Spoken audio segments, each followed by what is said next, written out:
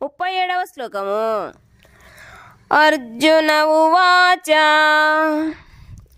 అయతి శ్రద్ధయోపేతో యోగాచ్చలితమానసః అప్రాప్య యోగ సంసిద్ధిం కాం గతిం కృష్ణ గచ్చతి. అర్జున హోవాచ, అర్జునుడు పలికెను, అయతి విఫలుడైన యోగి శ్రద్ధయా శ్రద్ధతో ఉపేత నెలకొనినవాడు యోగాత్ యోగము నుండి చలితమానసః చలించిన మనస్సు కలిగిన వాడు అప్రాప్య పొందలేక యోగ సంసిద్ధిం యోగలో పరిపూర్ణత్వమును కాం ఎట్టి గతిం గమ్యము కృష్ణ ఓ కృష్ణ గచ్చతి పొందును. అర్జునుడు పలికెను, ఓ కృష్ణ, మొదట ఆత్మానుభూతి మార్గమును మిక్కిలి శ్రద్ధతో అంగీకరించిన పిమ్మట లౌకిక భావన చేత దానిని విడిచి యోగలో పరిపూర్ణత్వమును సాధించలేక విఫలుడైన యోగి గతి ఏమిటి? భాష్యము. ఆత్మానుభూతి మార్గము లేక యోగ మార్గము భగవద్గీతలో వర్ణించబడినది.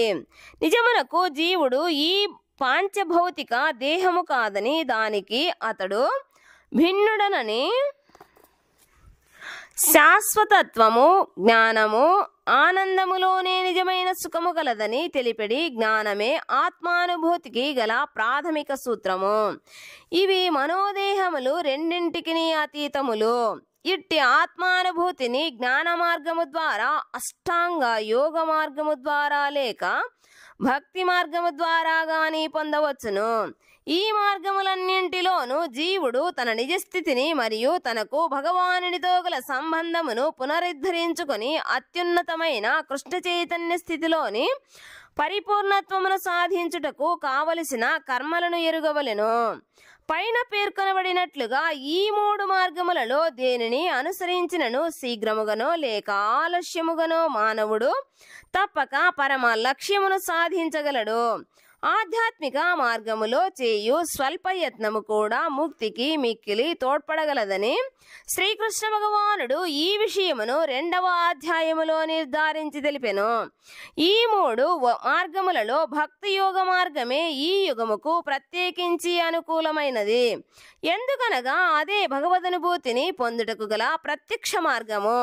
భగవానుడు గతములో తెలిపిన విషయములను తిరిగి నిర్ధారించుకొనుటకై అర్జునుడు ఇక్కడ ఈ విధముగా ప్రశ్నిస్తుండెను. ఎవరైనను ఆత్మానుభూతి మార్గమును హృదయపూర్వకముగా చేపట్టినను జ్ఞానయోగ పద్ధతి మరియు అష్టాంగ యోగ పద్ధతి ఈ కాలముకు మిక్కిలి కష్టమైనది. కనుకనే ఈ మార్గములలో నిరంతరముగా ప్రయత్నములెన్ని జరిగినను అనేక కారణముల చేత మానవుడు తొలుత విఫలము కావచ్చును. మానవుడు ఈ విధానమును అనుసరించుటలో తగినంత శ్రద్ధను కలిగి ఉండకపోవచ్చును.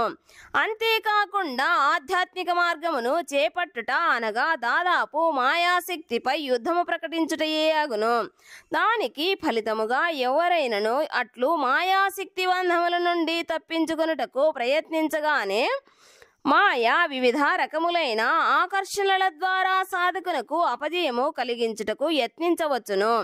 నిజమునకు బద్ధజీవుడు అదివరకే భౌతిక ప్రకృతి గుణములచే ఆకర్షించబడుట చేత ఆధ్యాత్మిక కార్యకలాపాలను నిర్వర్తిస్తున్నను తిరిగి మోహితుడయ్యే అవకాశము ఉండును.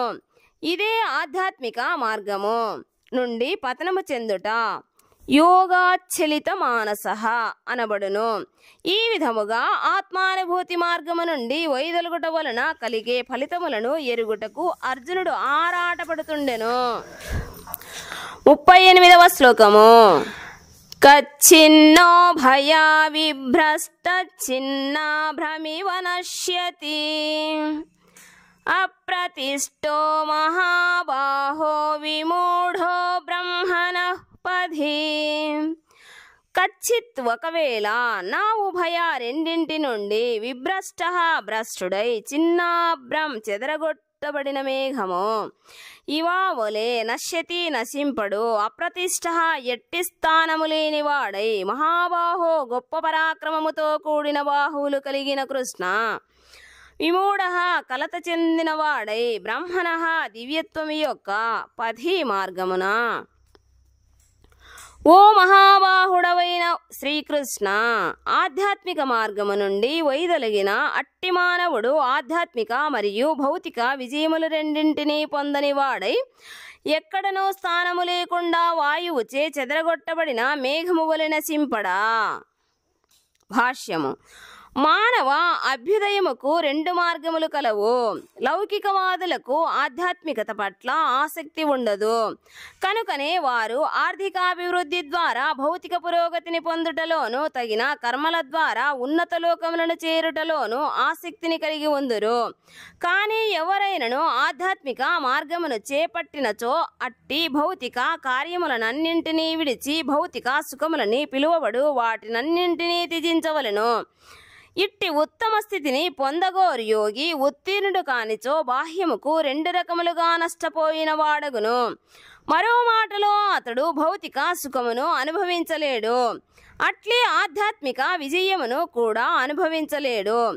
అతడు ఎట్టి స్థిరమైన స్థానము లేకుండా పోవును. అతడు వాయువు చేత చెదరగొట్టబడిన మేఘము వలె ఉండును. కొన్నిసార్లు ఆకాశములో మేఘము ఒక చిన్న మేఘము నుండి విడిపోయి పెద్ద మేఘమును కలుసుకొనును.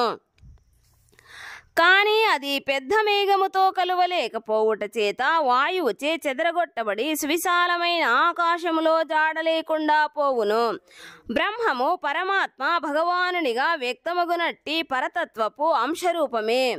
జీవుడు అని తెలుసుకోగలిగే ఆత్మానుభూతి మార్గమే బ్రహ్మణ పది అనబడును.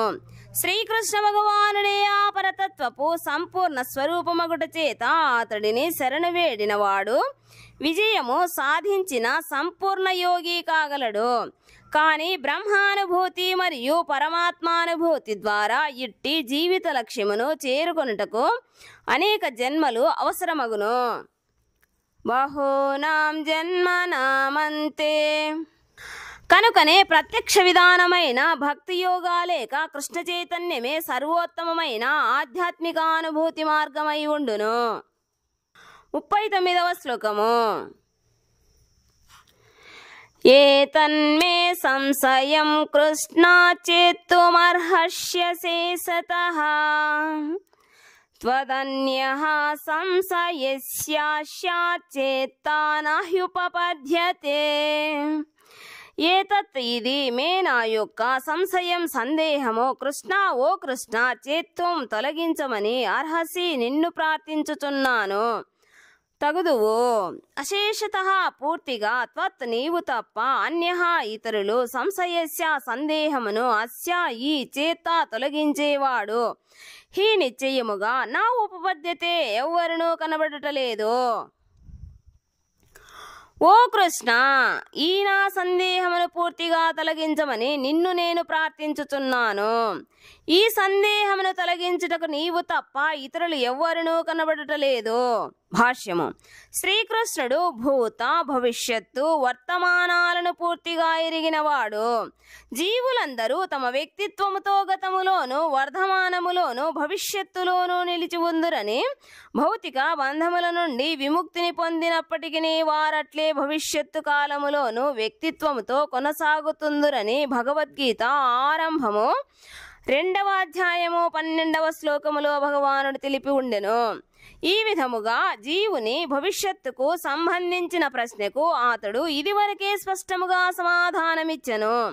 కానీ అర్జునుడు సామాన్య జీవుని విషయమును గూర్చి కాకుండా ఆధ్యాత్మిక మార్గములో విజయమును సాధించలేని యోగి భవిష్యత్తును గూర్చి ఇప్పుడు ఎరుగదలిచెను.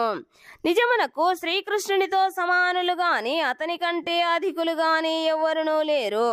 కనుకనే యోగులు మరియు తత్వవేత్తలని పిలువబడువారు కూడా ప్రకృతి దయపై ఆధారపడి ఉండువారే కనుక వారు ఏమాత్రమో శ్రీకృష్ణునకు సమానులు కాలేరు. శ్రీకృష్ణుడు భూత భవిష్యత్తు వర్తమానాలను పూర్తిగా ఎరిగి ఉండుటచే అతని తీర్పు సమస్త సందేహములకు పరిపూర్ణ సమాధానమగును. ఏమైనను అతడిని ఎవ్వరునూ ఎరుగలేరు. శ్రీకృష్ణుడు మరియు కృష్ణ చైతన్యవంతులైన భక్తులు మాత్రమే ఏది ఏమిటను విషయమును పూర్తిగా ఎరుగగలుగుదురు.